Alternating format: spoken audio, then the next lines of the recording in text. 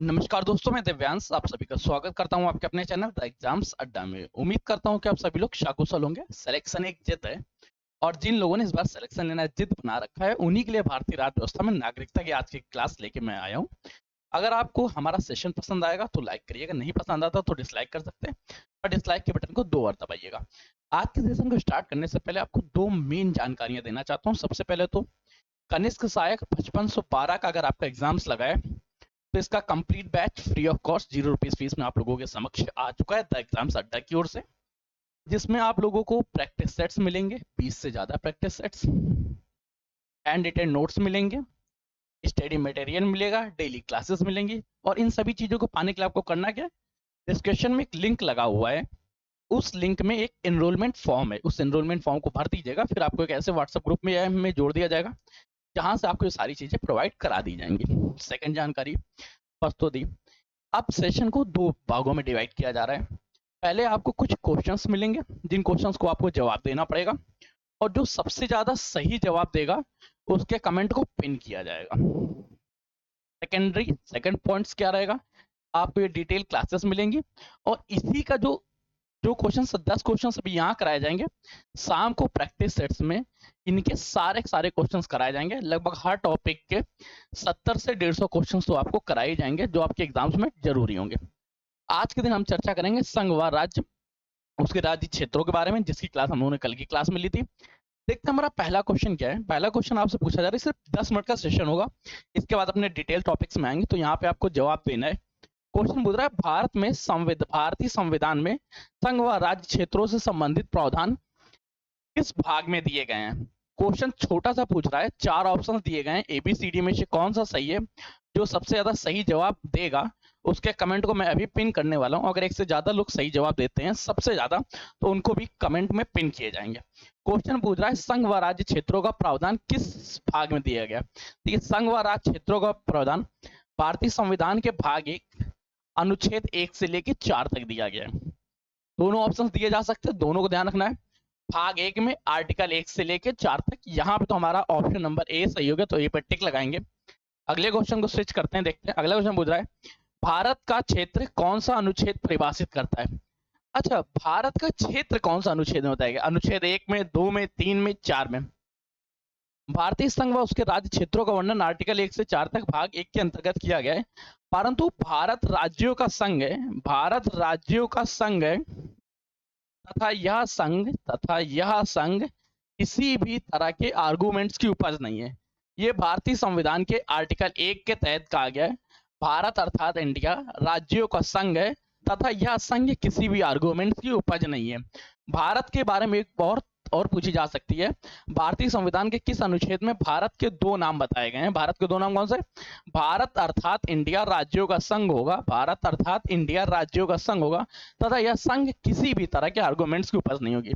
भारत के 2 नामों का वर्णन, भारत और इंडिया दोनों नामों का वर्णन, भारत के राज्य क्षेत्र का वर्णन किस आर्टिकल में दिया गया, भारतीय संविधान के अनुच्छेद 1 में दिया गया है। एक पे टिक लगाइए। अगले क्वेश्चन को स्विच।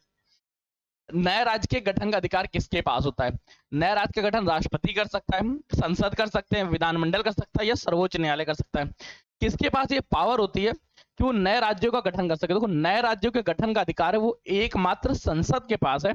संसद नए राज्यों का गठन कर सकती है, अर्थात ऑप्शन नंबर क्या रहा, ऑप्शन नंबर यहाँ पे 20 सही हो गया। अगला क्वेश्चन देखिए, भारत राज्य क्षेत्र का प्रशासन कौन करता है। भारतीय राज्य क्षेत्रों का प्रशासन राज्यपाल करते हैं, राष्ट्रपति करते हैं, गृह मंत्रालय करते हैं, मुख्यमंत्री करते हैं, कौन करता है, आप लोग कमेंट करके बताइए। एबीसीडी में देखो ये 4 क्वेश्चन थे। चलो एक क्वेश्चन और कर लेते हैं। 5 क्वेश्चन हम लोग क्लास से पहले और 5 क्वेश्चन क्लास के बाद कर लेंगे, इनके बीच में हम लोग क्लास ले लेंगे। आज की क्लास का टॉपिक रहेगा नागरिकता टॉपिक। भारतीय राज्य क्षेत्रों का जो प्रशासन है ये राष्ट्रपति के अंतर्गत आता है, अर्थात ऑप्शन नंबर यहाँ पे क्या होगा, यहाँ पे बी नंबर सही होगा। राष्ट्रपति जी भारतीय क्षेत्रों का प्रशासन संभालते हैं। राज्यों के लिए राष्ट्रपति अपना एक व्यक्ति नियुक्त करते हैं जिसे राज्यपाल नाम से जाना जाता है। राज्यपाल पद का सृजन करते हैं और राज्यपाल सीधे रिपोर्ट करता है राष्ट्रपति को कि उस राज्य में क्या स्टेटस चल रहा, वहाँ कानूनी प्रशासनिक व्यवस्था क्या चल रही है, प्रशासनिक व्यवस्था क्या है, कानूनी स्ट्रक्चर क्या है, या कुछ भी होगा तो राज्यपाल डायरेक्ट राष्ट्रपति को सूचित करेंगे। नेक्स्ट, दिल्ली को विशेष राज्य का दर्जा किस अनुच्छेद के तहत दिया गया है। दिल्ली को विशेष राज्य का, देखो कल की क्लास संघ व राज्य क्षेत्रों में विशेष राज्यों के दर्जे के बारे में हम लोगों ने पढ़ा था। और ये क्लास जिस लोगों ने ली होगी उन्हें ये पॉइंट्स पता होगा कि विशेष राज्य के दर्जे में दिल्ली को विशेष राज्य का दर्जा आर्टिकल 239 के तहत दिया गया, 239 ए के तहत दिया गया। यहाँ पे वहां पे लिखा था 239 का लिखा गया था, का ठीक है।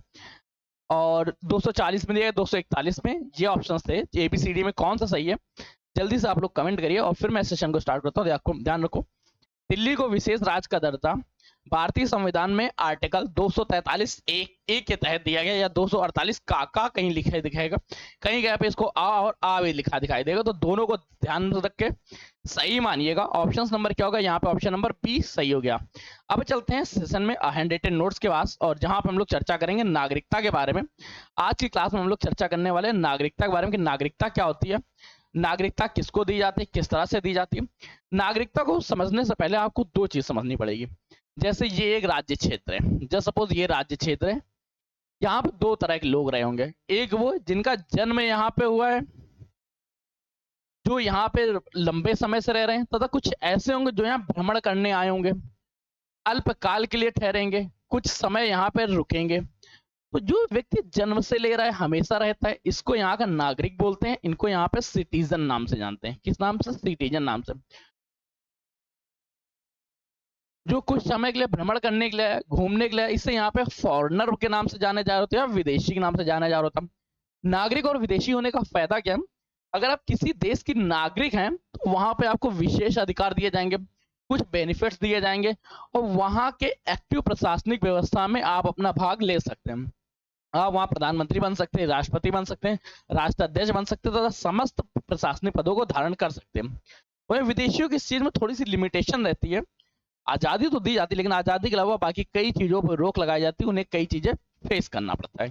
तो विदेशी और नागरिक होने में दो फायदे रहते हैं। विदेशी होने के अपने फायदे हैं, आप किसी दूसरे देश के नागरिक होंगे, तथा भारतीय नागरिक होने के अपने फायदे हैं, आप भारत के नागरिक होंगे। अभी जो नागरिकता का प्रावधान है, इसके बारे में 3 पॉइंट्स याद रखो। ये भारत में भारतीय संविधान में भाग 2 में वर्णित है, और इसके तहत आर्टिकल या अनुच्छेद 5 से लेके 11 तक बताया गया। 5 से 11 का मतलब क्या है? आर्टिकल 5 में क्या है, 6 में क्या है, 7 में क्या है, 8 में क्या है, 9 में क्या है, 10 में क्या है, 11 में। आर्टिकल 5 से लेके 8 तक जो है, ये बताता है कि 26 जनवरी सन 1950 से पहले आप भारतीय नागरिक किस प्रकार से बनेंगे। आप भारतीय नागरिक किस प्रकार से बनेंगे? 26 जनवरी 1950 के बाद क्या होता है? 26 जनवरी 1950 के बाद नागरिकता संशोधन अधिनियम 1955 के तहत आप भारतीय नागरिक बनेंगे। उसमें जो प्रावधान लिखे गए हैं उसके तहत आप भारतीय नागरिक बनेंगे। मतलब यहाँ से क्या लागू, इसके बाद लागू होता है नागरिकता संशोधन अधिनियम 1955। नागरिकता संशोधन अधिनियम 1955 लागू हो जाता है। अब देखो पॉइंट्स ये आता है, 5 से 11 बताया, 5 से 8 हो गया, 9, 10 और 11 किस बारे में बताता है? 9, 10 और जो 11 है वो इस बारे में बताता है कि आप भारतीय नागरिक किस प्रकार से बने रहेंगे, आपकी नागरिकता क्यों नहीं त्यागी जाए, और नागरिकता से संबंधित कानून बनाने का अधिकार किसके पास है। अब देखते हैं एक एक पॉइंट्स को और फिर स्टार्ट करते हैं अपने हैंड रिटन नोट्स। और ये सारे के सारे हैंड रिटन नोट्स आप लोगों को पीडीएफ में मिलेंगे। कैसे? जब आप इनरोल करेंगे तो वहीं पे आपको सारी डिटेल मिल जाएगी। पीडीएफ के लिए मैं आपको एक और वीडियो बना दूंगा जहां आपको समझा दूंगा। क्लास नोट्स स्टार्ट करते हैं, देखते हैं। सबसे पहले ध्यान रखो नागरिकता क्या है। नागरिकता का वर्णन भारतीय संविधान में भाग 2 आर्टिकल 5 से लेकर 11 तक कहा गया है। भारत में नागरिकता जो प्रावधान है ये ब्रिटेन के संविधान से अंगीकृत किया गया है। आपसे ये पूछा जा सकता है भारतीय संविधान को उधार का थैला कहा जाता है, इस उधार के थैले में नागरिकता का प्रावधान किस देश से लिया गया? तो नागरिकता का प्रावधान हम लोगों ने ब्रिटेन के देश से लिया है। भारत में एकल नागरिकता का प्रावधान है। एकल नागरिकता का मतलब क्या है? आप केवल भारतीय नागरिक रह सकते हैं या विदेशी नागरिक रह सकते हैं, परंतु आप भारतीय और विदेशी एक साथ नहीं रह सकते। इसका थोड़ा सा एक अपवाद आपको बाद में देखने को मिलेगा, जो ओवरसीज से जो ओसीआई कार्ड दिया जाता है उसके बारे में। ओसीआई कार्ड क्या है उस बारे में, पॉइंट्स के बारे में अब चर्चा करते हैं। आर्टिकल 5 या अनुच्छेद 5 के बारे में। अनुच्छेद 5 क्या कहता है कि हर वो व्यक्ति जिसका जन्म भारत में हुआ है, जिसके माता पिता में से किसी एक का जन्म भारत में हुआ है, या संविधान लागू होने के 5 साल पहले से वो भारत में रह रहा हो, 5 साल पहले से वो भारत में रह रहा हो। संविधान कब लागू होता है? संविधान लागू होता है 26 जनवरी संविधान लागू होता है 26 जनवरी सन 1950 को। 26 जनवरी 1950 के 5 वर्ष पहले से भारत में रह रहा हो, या भारत में जन्म हुआ उसका, या उसके माता पिता में से किसी का जन्म भारत में हुआ हो तथा वो भारत में निवास कर रहा हो। इस स्थिति में उसे भारतीय संविधान का भारत में ही अधिवास माना जाएगा, उसका निवास स्थान भारत में माना जाएगा और उसको जन्म के आधार पे या जन्म से ही भारतीय नागरिकता प्राप्त हो जाएगी। आर्टिकल 6 कहता है, देखो, जब भारत और पाकिस्तान अलग अलग हुए थे तो बहुत सारे ऐसे लोग थे जो पाकिस्तान, चलो मैं इसको थोड़ा सा यहाँ समझाता हूँ। आर्टिकल 6 क्या होता है, आर्टिकल 6 को समझो। जब भारत और पाकिस्तान आजाद हुए थे तो बहुत सारे ऐसे लोग थे जो भारत में निवास करते थे और कुछ लोग पाकिस्तान में निवास करते थे। तो कुछ ऐसे व्यक्ति थे जो पाकिस्तान से भारत आए थे, पाकिस्तानी भूभाग से भारत आया था। पाकिस्तान तो उससे पहले विद्यमान ही नहीं था, पाकिस्तान तो बाद में आता है, पाकिस्तान का तो जन्म होता है। तो इस भूभाग में रहने वाले लोग अपने मूल अधिवास भारत में आते हैं, ऐसे व्यक्तियों को नागरिकता आर्टिकल 6 के तहत कही जाएगी। अब ऐसे बहुत सारे व्यक्तियों को जो बताएं वहां रहते थे, तो इसके लिए एक प्रावधान रखा गया कि जब भारतीय संविधान लागू हुआ था, भारतीय संविधान के लागू होने से पहले एक भारत शासन अधिनियम आया था, भारत शासन अधिनियम सन 1935। भारत शासन अधिनियम 1935, भारत शासन अधिनियम 1935 में वर्णित क्षेत्र के अंतर्गत जो लोग निवास करते थे, अगर वो की आजादी के समय भारत में आ जाते हैं या 26 जनवरी 1950 से पहले भारत में आ जाते हैं, तो उन्हें भारतीय नागरिक माना जाएगा। कंफर्म हुआ। आर्टिकल 6 क्या कह रहा है, एक बार नोट्स भी पढ़ देते हैं तब आपको और समझ में आ जाएगा। पाकिस्तान से भारत आने वाले नागरिकों के लिए 26 जनवरी 1950 में पाकिस्तानी राज्य क्षेत्र के अंतर्गत जो व्यक्ति थे वो पाकिस्तानी राज्य क्षेत्र से भारत में आ जाए, उन्हें भारतीय नागरिक माना जाएगा। इसके लिए एक पॉइंट दिया गया, उनके माता पिता या पितामह मातामह, ये मतलब दादा दादी नाना नानी में से कोई भी भारत शासन अधिनियम 1935 में परिभाषित सरजमी पे, परिभाषित भूमि में भारत का नागरिक होना चाहिए। आर्टिकल 7 की चर्चा करें तो देखो, आर्टिकल 7 थोड़ा सा और एक्सप्लेन करता है। आर्टिकल 7 के अंतर्गत क्या, देखिए, बहुत सारे ऐसे भी व्यक्ति थे जो भारतीय भूभाग में निवास करते थे, परंतु ये भारत से पाकिस्तान चले गए। उनका मन था वो भारत से पाकिस्तान चले गए, परंतु अचानक उन्हें समझ में आया कि पाकिस्तान में रहने से कोई फायदा नहीं, वो पाकिस्तान से पुनः भारत में वापस आ जाते हैं। जब वो पुनः भारत में आते हैं तो उन्हें किस आधार पर भारतीय नागरिक माना जाएगा उस बारे में बताया गया। इसके लिए कट ऑफ डेट रखी गई 19 जुलाई सन 1948 के बाद भारत वापस माना जाएगा, और इन्हें करना क्या था, 1 मार्च 1947 तक वापस आना था। कैसे, एक बार देखते हैं किस तरह से, किस प्रकार से इसमें वर्णित है क्या। वह व्यक्ति जो 1 मार्च 1947 के बाद पाकिस्तान राज्य क्षेत्र में चला गया था, परंतु विभाजन के बाद भारत में वापस लौट आया, तो उसे 1 जुलाई 1948 के आधार पर भारत का नागरिक वापस माना जाएगा और उसे पंजीकरण के माध्यम से नागरिकता दी जाएगी। ऐसे भी व्यक्ति को जो भारत से पाकिस्तान चलेगा और पाकिस्तान से पुनः भारत में आए, और ये सभी चीजें ये उन्होंने 19 जुलाई 1948 से पहले कर ली, ऐसे व्यक्ति को भी भारतीय नागरिक माना जाएगा, परंतु इसके लिए उन्हें रजिस्ट्रेशन कराना पड़ेगा। भारतीय सरजमी में आके उन्हें एक पंजीकरण कराना पड़ेगा, उस पंजीकरण के बाद जांच होगी, जांच में अगर वो भारतीय नागरिक पाया गया तो उन्हें भारतीय नागरिकता प्रदान कर दी जाएगी। आर्टिकल 8 क्या कहता है, आर्टिकल 8 कहता है कोई ऐसा व्यक्ति है जिसके माता पिता, दादा दादी, नाना नानी, पितामह मातामह या उसका व्यक्ति भारत में निवास करता हो, उसका जन्म भारत में ना हुआ हो, मतलब व्यक्ति का जन्म जो भारत में हुआ हो, या उसके माता पिता का जन्म भारत में हो, दादा दादी का जन्म भारत में हो, नाना नानी का जन्म भारत में हो, परंतु जब भारत आजाद हुआ, भारत आजादी के समय वो भारतीय सरजमी में न रह के किसी अन्य भूमि में निवास कर रहा हो, तो ऐसे व्यक्ति को 26 जनवरी 1950 के बाद भारतीय नागरिक माना जाएगा, परंतु उसे भी रजिस्ट्रेशन कराना पड़ेगा। क्या बताया गया, आर्टिकल 8 क्या कह रहा है, आर्टिकल 8 को ध्यान से समझिएगा। आर्टिकल 8 बड़े प्यार से बताता है आपसे कि कोई भी व्यक्ति जिसका जन्म भारत में हुआ, उसके माता पिता भारतीय हो, दादा दादी नाना नानी भी भारतीय हो और उनका जन्म भी भारत में हुआ, परंतु जब भारत आजाद हो रहा था तो भारत के आजादी के समय यह भारत में ना निवास करके किसी अन्य देश में निवास कर रहा हो, तो ऐसी स्थिति में उसे भी भारत का नागरिक माना जाएगा, परंतु इसके लिए उसे पंजीकरण अर्थात रजिस्ट्रेशन कराना पड़ेगा और उसे 26 जनवरी 1950 के आधार पर भारतीय नागरिक माना जाएगा। 26 जनवरी 1950 को भारतीय नागरिक माना जाएगा, परंतु उसे रजिस्ट्रेशन कराना पड़ेगा। ये था भारतीय संविधान में आर्टिकल 5 से लेके 8 तक। 5 से 8 तक के बारे में आपकी कोई समस्या, एक बार रिवीजन कर लेते हैं छोटा छोटा।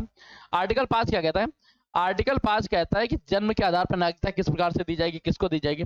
आर्टिकल 6 कहता है जो व्यक्ति पाकिस्तान से भारत में वापस आ गया उसे भारतीय नागरिकता किस प्रकार से दी जाएगी।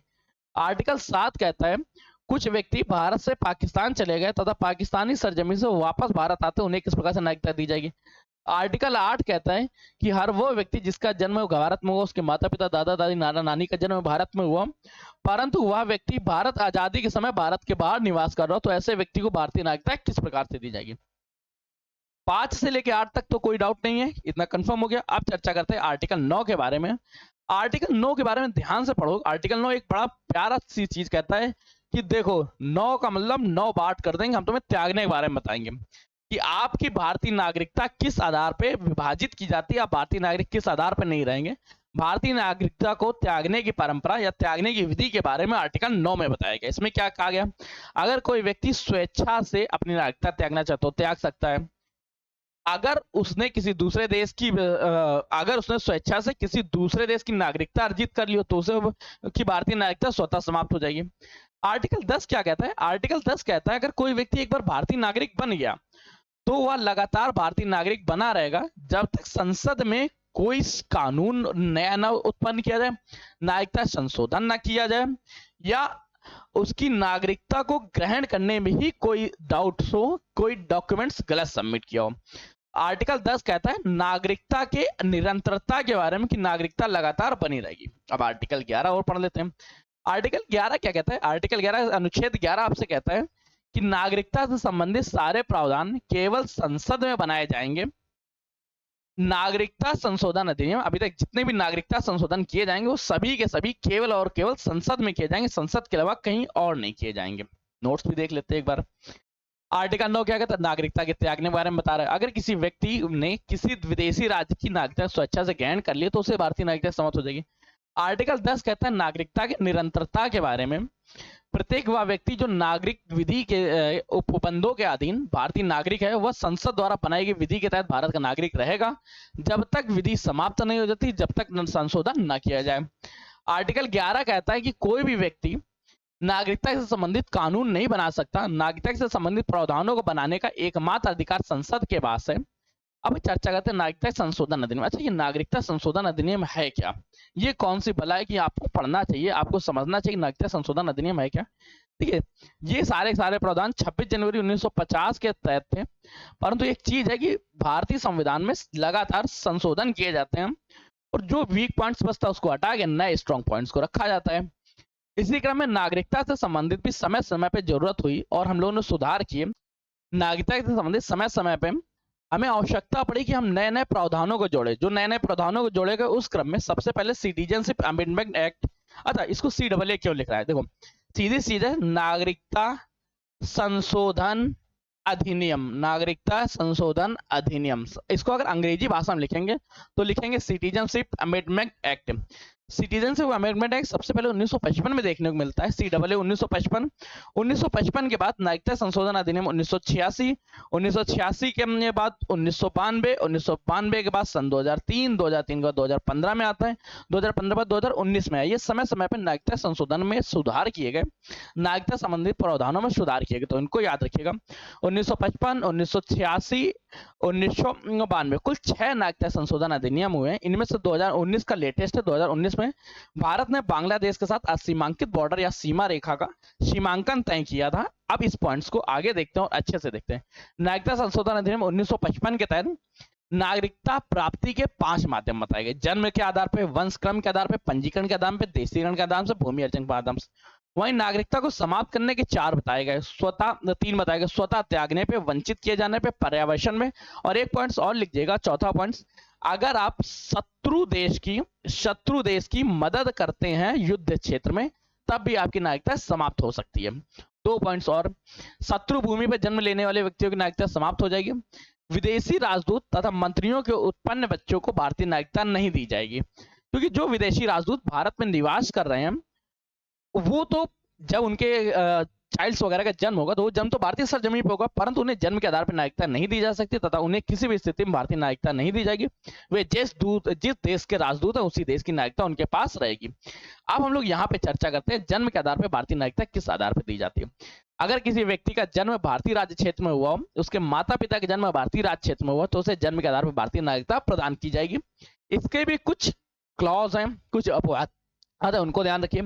जैसे किसी भी व्यक्ति के अगर विदेशी राजदूत है माता पिता तो उसे भारतीय नागरिकता नहीं दी जाएगी।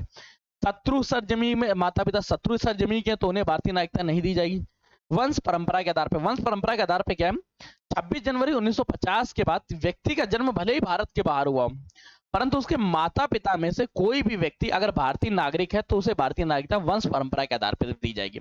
इसमें नागरिक 10 दिसंबर 1992 की डेट याद रखिएगा। 10 दिसंबर 1992 से पहले केवल पिता का भारतीय होना आवश्यक था। अब माता पिता में से कोई भी भारतीय नागरिक होगा तो उसे नागरिकता भारतीय प्रदान कर दी जाएगी। वंश परंपरा के आधार पर क्या है, किसी व्यक्ति के माता पिता अगर भारतीय हैं तो उसे भारतीय नागरिकता प्रदान की जा सकती है। 1992 से पहले केवल और केवल पिता का भारतीय होना आवश्यक था। अब माता पिता में से कोई भी हो सकता है। 1992 का मतलब क्या हुआ, सिटीजनशिप अमेंडमेंट एक्ट 1992, नागरिकता संशोधन अधिनियम 1992 में यह प्रावधान किया गया। नागरिकता संशोधन अधिनियम 2003 के तहत एक बात और जोड़ दी गई कि अगर व्यक्ति का जन्म विदेशी सरजमी में होता है तो उसे 1 वर्ष के पहले भारतीय दूतावास को सूचित करना होगा और वहां पर रजिस्ट्रेशन कराना होगा, तभी उसे भारतीय नागरिकता दी जाएगी, वरना उसे भारतीय नागरिकता नहीं प्रदान की जाएगी। ठीक, फिर चर्चा करते हैं पंजीकरण के माध्यम से। पंजीकरण के माध्यम से याद रखो, अगर कोई व्यक्ति लगातार 7 वर्षों तक भारतीय नागरिक है तो उसे पंजीकरण के माध्यम से भारतीय नागरिकता दी जा सकती है। लगातार 7 वर्षों तक भारत में निवास कर रहा हो तो उसे भारतीय नागरिकता दी जा सकती है, परंतु इसमें एक क्लॉज रखा गया है, अगर उसके माता पिता भारत के हों तो उसे 1 साल में भी भारतीय नागरिकता प्रदान की जा सकती है। अगर माता पिता भारतीय नागरिक हैं और वह व्यक्ति विदेश में निवास करता था, विदेशी नागरिकता ले चुका था, अब विदेशी नागरिकता लेने के बाद वो लगातार 1 वर्ष तक भारत में निवास कर लेता तो उसे भारतीय नागरिकता दी जा सकती है, परंतु उसके लिए उसके रजिस्ट्रेशन कराना पड़ेगा। देशीकरण के माध्यम से क्या है, पिछले 12 वर्षों से लगातार भारतीय नागरिकता भारत में निवास कर रहा हो, अगर किसी के माता पिता भी भारतीय नहीं है और उसका दूर दूर तक भारतीयों से कोई संबंध नहीं है, अब वो भारतीय नागरिकता चाहता है, तब उसे देशीकरण के माध्यम से भारतीय नागरिकता प्रदान की जाएगी, परंतु उसको भारतीय होना जरूरी है, वो उसके अंदर गुण भारतीय आ जाए। कैसे आएंगे, लगातार 12 वर्षों तक भारत में निवास कर रहा हो, तो जब वो एप्लीकेशन देगा उसके 12 माह मतलब 1 साल पहले से लगातार निवास कर रहा हूँ।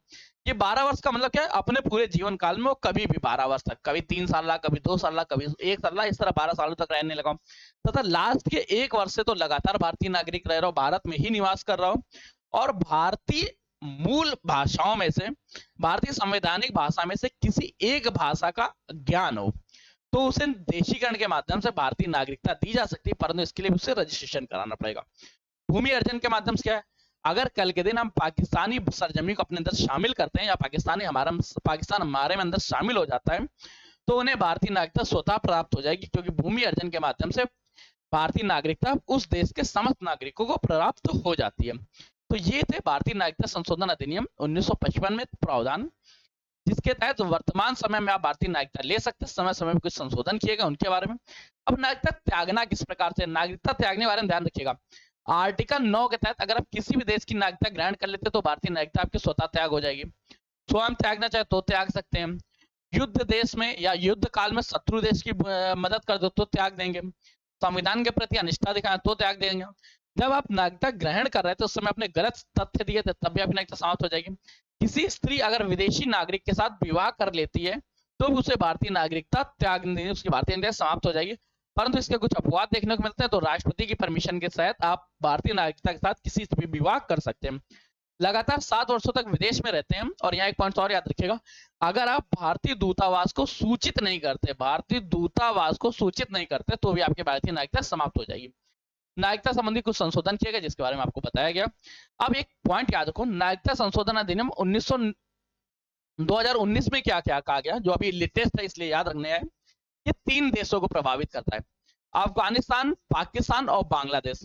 अफगानिस्तान, पाकिस्तान, बांग्लादेश के तहत क्या किया गया कि 6 समुदाय हैं इसके, हिंदू, सिख, पारसी, बौद्ध, जैन और ईसाई। इन देशों में जो व्यक्ति इन समुदायों से निवास कर रहा है उन्हें भारतीय नागरिकता प्रदान की जा सकती है अगर वो 6 वर्ष से ही भारतीय नागरिक हो या लगातार 6 वर्षों से ही भारत में निवास कर रहे हो। पहले ये लिमिट 12 सालों की थी, अब ये 12 सालों की लिमिट इन 3 देशों के 6 समुदायों हेतु इलिप्स कर दी गई। इनको केवल 6 वर्ष की लिमिटेशन दी गई। अब हम लोग चर्चा करते हैं देवरी नागरिकता के बारे में। वैसे भारत में एकल नागरिकता का प्रावधान है, परंतु एकल नागरिकता के साथ एक एनआरआई एक्ट भी है, एनआरआई कार्ड भी। एनआरआई कार्ड का मतलब क्या है? Non residential Indian. अगर कोई व्यक्ति, भारतीय व्यक्ति विदेश में जाता है और वहां पे वो जॉब कर रहा है या वहां निवास करना स्टार्ट कर देता है, अगर एक साल में लगातार 182 दिन तक भारत से बाहर रहता है, तो वह एनआरआई कहलाएगा या एनआरआई के लिए अप्लाई कर सकता है। पहले एनआरआई को भारत में वोट देने का अधिकार नहीं था, परंतु 2011 के बाद इन्हें भारतीय क्षेत्र में या भारत में वोट देने, मताधिकार, मतदान देने का अधिकार प्राप्त हो गया है। ओसीआई कार्ड याद रखो। ओसीआई कार्ड जो थी लक्ष्मी मोहम्मद सिद्दीकी की सिफारिश पे सन 2005 से लागू किया गया। इसका मतलब ये था जो भारतीय विदेश में रहते हैं वो भी भारत में आके भारत के प्रति सजग हो सके। वे व्यक्ति जो विदेशी नागरिक, भारतीय नागरिक नहीं है परंतु उनके माता पिता कभी भारतीय नागरिक थे, तो उन्हें ओसीआई कार्ड प्रदान किया जाएगा। अब वो वीजा फ्री भारत में आ सकते हैं, भारत में रह सकते हैं, भारत में अपने सारे क्रियाकलाप कर सकते हैं। अब एक याद रखो, पीआईओ कार्ड, वर्तमान समय में पीआईओ कार्ड समाप्त कर दिया गया है। पीआईओ कार्ड का मतलब क्या था? पीआईओ कार्ड का मतलब ध्यान से रखिएगा, पास्ट में वर्तमान में किसी और देश का नागरिक हो और पास्ट में भारतीय नागरिक हो तथा उसके माता पिता में से कोई एक भारतीय नागरिक हो, माता पिता, दादा दादी, नाना नानी में से कोई व्यक्ति भारतीय नागरिक हो तथा वर्तमान समय में वो भारतीय नागरिक नहीं है, ऐसे व्यक्ति को पीआईओ कार्ड दिया जाएगा। पीआईओ कार्ड 15 सालों के लिए मान्य होता था और ये वैवाहिक संबंधों में भी दिया जा सकता था। पीआईओ कार्ड के तहत वो भारत में कभी भी आ सकता है, वीजा फ्री रह सकता है, भ्रमण कर सकता है, परंतु ये वर्तमान समय में समाप्त कर दिया गया नागरिकता संशोधन अधिनियम 2015 के तहत। और अब केवल एनआरआई और ओसीआई कार्ड बचे। एनआरआई का मतलब क्या है? नॉन रेसिडेंशियल इंडियन, मतलब एक साल में 182 दिन भारत के बाहर। तो ओसीआई कार्ड के अंतर्गत क्या है? ओसीआई कार्ड के अंतर्गत आप किसी दूसरे देश के नागरिक हो और आपके माता पिता में से कोई भारतीय नागरिक, तो उन्हें ओसीआई कार्ड दिया जाएगा। एक चांद ध्यान रखो, ओसीआई कार्ड भारत और बांग्लादेश तथा भारत के किसी भी शत्रु देश को नहीं दिया जाएगा भविष्य में, जो भी भारत का शत्रु देश बनेगा। तो चलिए, आज का सेशन नागरिकता का प्रावधान ये था। नागरिकता संबंधित सेशन कैसे लगे? डेली हम लोग एक टॉपिक कंप्लीट करेंगे, वो कितनी भी देर में। अब थोड़े से क्वेश्चंस देख लेते हैं, क्योंकि क्वेश्चंस भी आपके लिए जरूरी है। क्वेश्चंस क्या है आपसे? एक देखिए, यहाँ तक हम लोग कर चुके थे, ये भी कर चुके थे। किस अनुच्छेद के तहत संसद को, किस अनुच्छेद के तहत संसद को संघ राज्य क्षेत्रों के लिए कानून बनाने का अधिकार प्राप्त है? संघ राज्य क्षेत्रों के लिए कानून बनाने का अधिकार भारतीय संविधान में आर्टिकल 240 में दिया गया। 240 में बताया गया कि राष्ट्रपति को विशेष अधिकार प्राप्त है कि वो अपने तहत किसी भी संघ राज्य क्षेत्र के लिए कानून का निर्माण कर सकते हैं। भारतीय देश में कितने संघ क्षेत्र हैं? संघ राज्य क्षेत्र का मतलब क्या? तो यूनियन टेरिटरी के बारे में चर्चा कर रहा 2025 तक। 2025 तक यूनियन टेरिटरी की संख्या 8 थी। ऑप्शन नंबर बी पे टिक। इसको जल्दी टिक करिए, मैं क्वेश्चन को तुरंत समराइज कर रहा हूँ। किस देश द्वारा किस संविधान संशोधन द्वारा जम्मू कश्मीर को विशेष राज्य का दर्जा प्राप्त किया गया? 101, 103, 105, इसको ध्यान रखो। जल्दी से एबीसीडी में से कौन सा ऑप्शन सही है? जो सबसे ज्यादा सही जवाब देगा उसको यहाँ पे कमेंट पिन किया जाएगा। तो जम्मू कश्मीर को विशेष राज्य का दर्जा समाप्त जो किया गया, इसके तहत किया गया आर्टिकल 317 को समाप्त कर दिया गया। परंतु इस आर्टिकल को समाप्त करने के लिए कोई भी संविधान संशोधन की आवश्यकता नहीं हुई है। अर्थात यहाँ ऑप्शन नंबर क्या रहेगा? ऑप्शन नंबर डी रहेगा। कोई संविधान संशोधन मत याद रखना, ना वहां टिक लगा के आना।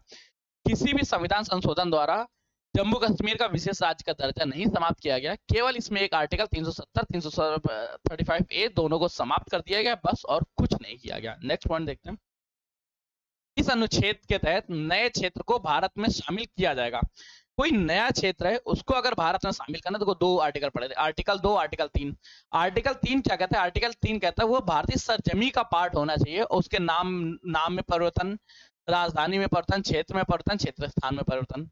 अगर कोई भारतीय राज्य में नहीं, कोई विदेशी क्षेत्र उसको भारत में शामिल होना, तो आर्टिकल 2 के तहत वो विदेशी सरजमी भारतीय भूमि में शामिल हो जाएगा। अर्थात यहाँ क्या होगा? यहाँ आर्टिकल 2 ऑप्शन नंबर बी सही हो जाएगा। नेक्स्ट पॉइंट, पुडुचेरी को या विधानसभा का गठन किस अनुच्छेद के तहत किया गया?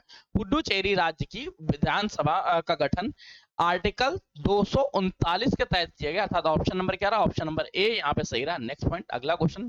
तो ये सेशन थे, क्वेश्चन सीरीज थे। ये क्वेश्चन सीरीज आपको शाम के प्रैक्टिस सेट्स में कंप्लीट कराई जाएगी। प्रैक्टिस सेट से अगर अभी तक नहीं जुड़े तो जल्दी से जल्द से जुड़ जाइए। सेशन कैसा लगा कमेंट करके बताइएगा। इसके अलावा बाकी सेशन स्टार्ट हो चुके हैं, एनरोल करना मत भूलिएगा। एनरोलमेंट आप लोगों के लिए फ्री है, इसलिए कर लीजिएगा। तब तक के लिए केबी स्टडी, केबी स्माइलिंग, पढ़ते रहिए, मुस्कुराते रहिए। पढ़ाई मुस्कुराते ज्यादा अच्छी लगती है। अकेले में दोनों अधूरे। मिलते हैं नए सेशन में नई जानकारी। तब तक के लिए धन्यवाद दोस्तों।